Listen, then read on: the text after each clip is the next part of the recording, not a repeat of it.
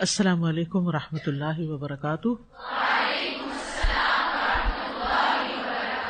کیا حال ہے سب کا؟ الحمدللہ۔ سنتوں کا کیا حال ہے؟ الحمدللہ۔ کچھ عادت ہو رہی ہے؟ مشکل تو نہیں لگ رہا؟ الحمدللہ۔ اور جو چیز مشکل لگے اس پر فوراً اللہ سے مدد مانگا کریں۔ ایاک نعبد و ایاک نستعین۔ اللہ آپ کی عبادت کرنی ہے، آپ سے ہی مدد چاہ رہے ہیں، آپ ہی آسان کریں، آپ ہی ہمت دیں، آپ ہی توفیق دیں، آپ ہی میرے وقت میں برکت ڈالیں۔ میں یہ کرنا چاہتی ہوں لیکن آپ کی توفیق کے بغیر نہیں کر سکتی۔ تو یہ اپنی عادت بنا لیں، چھوٹی سے چھوٹی مشکل، بڑی سے بڑی مشکل میں سب سے پہلے اللہ کی یاد آئے، زندگی آسان ہو جائے گی۔ اب دیکھیں، ہمیں جب کسی انسان کو کچھ بتانا پڑتا ہے نا اپنی مشکل کے بارے میں، تو کتنی مشکل پیش آتی ہے یا نہیں؟ کن الفاظ میں بتائیں، کتنا بتائیں، کیا بتائیں، کیا نہ بتائیں، پتہ نہیں وہ سن کے کیا سوچے گا میرے بارے میں، کیسے ہوگا، پھر اس کا نتیجہ کیا نکلے گا۔ پھر لکھنا پڑتا ہے، ٹائپنگ میں کتنا ٹائم لگ جاتا ہے۔ پہلے تو ہاتھ سے ذرا لکھتے تھے خط وغیرہ، اب بھی لکھتے ہیں، اس میں بھی وقت لگتا ہے اپنی کہانی لکھنے میں، اور اگر ٹائپ کرنا پڑ جائے چاہے اردو میں چاہے انگلش میں، کتنا ٹائم لگتا ہے۔ پھر اس کو پڑھنا ہوتا ہے کہ یہ بات سمجھ آئے گی بھی یا نہیں اس کو۔ پھر جب اس کو بھیج دیتے ہیں تو اس کے بعد پھر پریشانی لگ جاتی ہے، بار بار میسج چیک کرتے ہیں، اس نے جواب ہی نہیں دیا، پتہ نہیں جواب آیا کہ نہیں آیا۔ اور پھر جواب ہماری مرضی کے مطابق نہیں آتا، ہماری توقع کے مطابق نہیں آتا، تو پھر کیا ہوتا ہے؟ پھر اور فرسٹریشن ہوتی ہے۔ پھر ہم سوچتے ہیں اچھا اور کس کو بتائیں۔ کس قدر بھول میں ہے نا ہم۔ تو سب سے پہلے کس کو بتائیں؟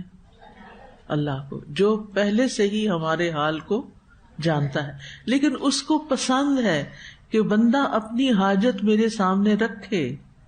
وہ جانتا ہے، سب کچھ جانتا ہے، لیکن پھر بھی وہ اس بات کو پسند کرتا ہے کہ بندہ خود اپنے منہ سے بول کے توجہ کے ساتھ میری بارگاہ میں آئے۔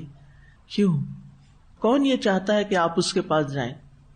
جس کو آپ سے محبت ہوگی وہ آپ کو دیکھنا چاہتا ہے، وہ چاہتا ہے کہ آپ اس کی طرف توجہ کریں، کیونکہ وہ آپ سے محبت کرتا ہے، آپ کا خیر خواہ ہے۔ بعض اوقات ایسا ہوتا ہے نا کہ آپ کے پاس مسئلے کا حل ہوتا ہے اور ایک بچہ کبھی اس کے پاس جاتا ہے، کبھی اس کے پاس، کبھی اس کے پاس، تو آپ سوچتے ہیں کہ اس بیچارے کو پتہ نہیں ہے کہ حل کہاں ہے نا، پھر آپ اسے خود ہی بلا لیتے، ادھر آ جاؤ، یہ لو دیکھو یہ پینسل فلان جگہ رکھی ہوئی ہے۔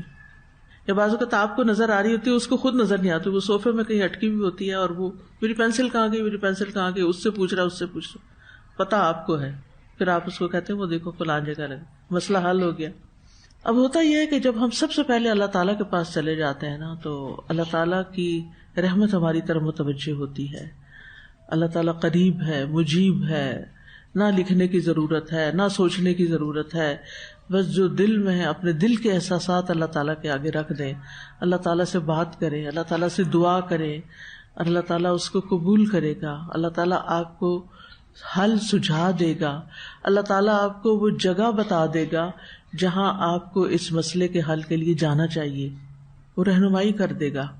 تو ایاک نعبد و ایاک نستعین، عبادت اللہ کی مدد کے بغیر ہو نہیں سکتی۔ اگر کوئی رکاوٹ آ رہی ہے نا، چاہے نفس کی طرف سے آ رہی ہے یا شیطان کی طرف سے آ رہی ہے، تو اس رکاوٹ کو دور کرنا ہے نا۔ ان دونوں پہ کس کا کنٹرول ہے؟ میرا؟ آپ کا؟ ہمارا ہے کنٹرول؟ نفس بھی قابو نہیں آتا، جو اپنا ہی ہے وہ بھی ہمیں اوور پاور کر جاتا ہے۔ تو ان پہ کنٹرول کس کا ہے؟ قادر مطلق اللہ سبحانہ وتعالیٰ کا۔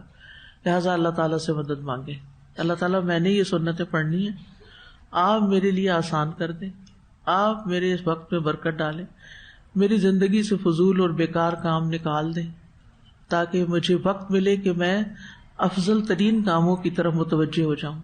تو اللہ تعالیٰ توفیق دے گا انشاءاللہ۔ آج ہم پڑھیں گے مغرب کی سنتوں کے بارے میں۔ مغرب کے فرضوں سے پہلے بھی 2 سنتیں ہوتی ہیں۔ عبداللہ مزنی رضی اللہ عنہ سے روایت ہے، وہ نبی صلی اللہ علیہ وسلم سے بیان کرتے ہیں کہ آپ نے فرمایا، مغرب سے پہلے 2 رکعتیں ادا کرو، مغرب سے پہلے 2 رکعتیں ادا کرو۔ تیسری مرتبہ فرمایا جو چاہے، یعنی لازم نہیں کیا، اسی لیے ہماری میجورٹی اکثریت پڑھتی نہیں، اور یہ اس لیے فرمایا کہ لوگ کہیں اسے سنت مؤکدہ نہ بنا لیں۔ جیسے ظہر کی ہیں. یہ صحیح بخاری کی روایت تھی. سنن ابن ماجہ کی روایت ہے انس بن مالک رضی اللہ عنہ سے، انہوں نے فرمایا کہ رسول اللہ صلی اللہ علیہ وسلم کے زمانے میں مؤذن آذان دیتا تو لوگ مغرب سے پہلے 2 رکعت پڑھنے کے لیے اس کثرت سے کھڑے ہو جاتے کہ محسوس ہوتا اقامت ہو گئی ہے. یعنی سارے لوگ کھڑے ہو جاتے 2 سنت پڑھنے کے لیے اس سے پہلے کہ جماعت کھڑی ہو. اور اس وقت بھی آپ دیکھیں کہ حرم میں ایسا ہی ہوتا ہے. تو اکثر لوگ جنہوں نے یہ حدیث نہ پڑھی نہ سنی نہ کہیں دیکھی کوئی ایسی چیز، وہ حیران ہوتے ہیں یہ لوگ کس چیز کی نماز پڑھ رہے ہیں. وہ ایک دوسرے سے پوچھتے ہیں کہ ابھی امام نے تو نماز شروع نہیں کی، یہ کون سی نماز ہے. یعنی اتنی لا علمی ہے ہمیں اپنی ہی سنتوں سے، کیونکہ ہم علم حاصل نہیں کرتے. اور خاص طور پر حدیث کا علم، سنت کا علم جو ہماری زندگی کو خوبصورت بنا دیتا ہے، اس کی بہت کمی ہے. آپ دیکھیے جتنی بچیاں تعلیم القرآن میں ہوتی ہیں اتنی تعلیم الحدیث میں تو نہیں ہوتی، حالانکہ ہونی چاہیے. اور پھر فرض کے بعد 2 سنتیں ہیں. عائشہ رضی اللہ تعالیٰ عنہا سے روایت ہے، انہوں نے فرمایا کہ نبی صلی اللہ علیہ وسلم مغرب کی نماز ادا کرتے، پھر میرے گھر تشریف لاتے اور 2 رکعت ادا کرتے. یعنی نماز فرض مسجد میں ادا کرتے اور پھر گھر میں آ کے یہ مغرب کی 2 سنت پڑھ لیتے. رافع بن خدیج، جیسے خدیجہ ہوتا ہے نا تو لڑکوں کے لیے خدیج ہوتا ہے نام. رافع بن خدیج رضی اللہ عنہ سے روایت ہے، انہوں نے فرمایا کہ اللہ کے رسول صلی اللہ علیہ وسلم ہمارے ہاں یعنی بنو عبد الاشہل کے محلے میں تشریف لائے. آپ نے ہماری مسجد میں ہمیں مغرب کی نماز پڑھائی، پھر فرمایا یہ 2 رکعتیں اپنے گھروں میں پڑھا کرو. یعنی فرض پڑھ کر گھر چلے جاؤ اور یہ جا کے گھر میں پڑھو. ایک تو گھر میں جب نماز پڑھی جاتی ہے تو اس سے گھر میں برکت ہوتی ہے. دوسرا یہ ہے کہ گھر والوں کو بھی ایک فیلنگ ہوتی ہے نا کہ ہاں مرد حضرات بھی گھر میں ہیں اور ان کو فیل ہوتا ہے کہ ہمارے لیے بھی ٹائم ہے. جو مرد حضرات مسجد جاتے ہیں اور پھر آنے کا نام نہیں لیتے اور پھر بہت دیر کرتے ہیں اور بعض اوقات کئی نمازیں اکٹھی پڑھ کے آتے ہیں، پھر ان کے گھر والوں کو ان سے شکایت ہو جاتی ہے اور ان کو پھر شوہر سے یا بھائی سے یا باپ سے تو کچھ شکایت ہوتی ہے، ساتھ مسجد سے بھی ہو جاتی ہے. وہ مسجد کے بارے میں بھی بدگمان ہو جاتے ہیں کہ یہ مسجد جاتے ہیں اور وہاں سے نہیں آتے. یہ مسجد جانا اندر شیطانی آواز آ رہی ہوتی، ان کا مسجد جانا ٹھیک نہیں. اور پھر بعض اوقات انکانشیسلی وہ مسجد جانے کو ان کے ڈیلے کروا دیتے ہیں. تو ہر چیز میں اعتدال اور سنت کی پیروی زندگی کو خوبصورت بنا دیتی ہے. اگر آج بھی ہم ان سنتوں پر عمل کریں اور ہمارے مرد حضرات بھی ان سنتوں پر عمل کریں تو زندگی کتنی خوبصورت ہو جائے. اور پھر آپ دیکھیں جب چھوٹے بچے صرف ماں کو ہی نماز پڑھتے دیکھتے ہیں، کیونکہ باپ تو ساری نمازیں باہر پڑھ رہا ہے، جو دینی گھرانے بھی ہیں. اب 2 طرح کے ہیں نا ہمارے ہاں گھرانے، ایک جن میں مرد نماز ہی نہیں پڑھتے، نہ مسجد جاتے ہیں نہ گھر میں پڑھتے، ماں بیچاری اٹھتی ہے پڑھتی ہے جو کرتی ہے کرتی. دوسرے جو مسجد جاتے ہیں اور واپس نہیں آتے. اور بچے جو ہیں وہ صرف ماں کو نماز پڑھتے دیکھتے ہیں.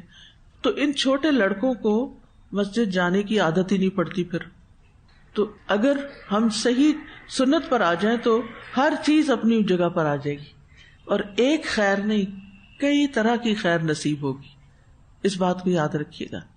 قل ان کنتم تحبون اللہ فاتبعونی یحببکم اللہ ویغفر لکم ذنوبکم. زندگی خوبصورت ہو جاتی ہے.